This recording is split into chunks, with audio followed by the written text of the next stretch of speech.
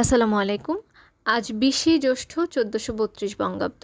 আশা করছি আপনারা সকলেই অনেক অনেক ভালো আছেন। ইংলিশ ভোকাবুলারির নতুন ৫টি শব্দ আজ আমরা জানব। পাশাপাশি জানার চেষ্টা করব শব্দগুলির বাংলা অর্থ এবং শব্দগুলো দিয়ে গঠিত একটি বাক্য।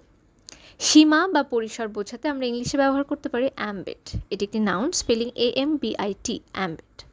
সতর্কীকরণ বা সতর্ক বাণী বোঝাতে আমরা ইংলিশে ব্যবহার করতে পারি ক্যাভিয়েট এই শব্দটি। এটি একটি নাউন, স্পেলিং CAVEAT, ক্যাভিয়েট।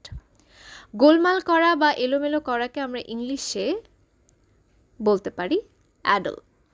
এটি একটি ভার্ব, স্পেলিং ADDLE, অ্যাডল। অসাধু বোকা ব্যক্তিকে আমরা ইংলিশে বলতে পারি নিনকম্পুপ। এটি একটি নাউন, স্পেলিং NINCOMPOOP, নিনকম্পুপ। এবং বিতৃষ্ণাজনকভাবে একঘেয়েকে আমরা ইংলিশে বলতে পারি ভ্যাপিড। এটি একটি অ্যাডজেক্টিভ, স্পেলিং VAPID, ভ্যাপিড। শব্দগুলো দিয়ে গঠিত একটি বাক্য।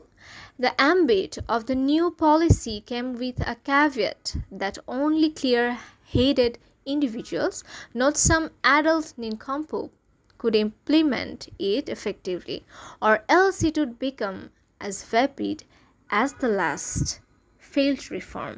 অসংখ্য ধন্যবাদ।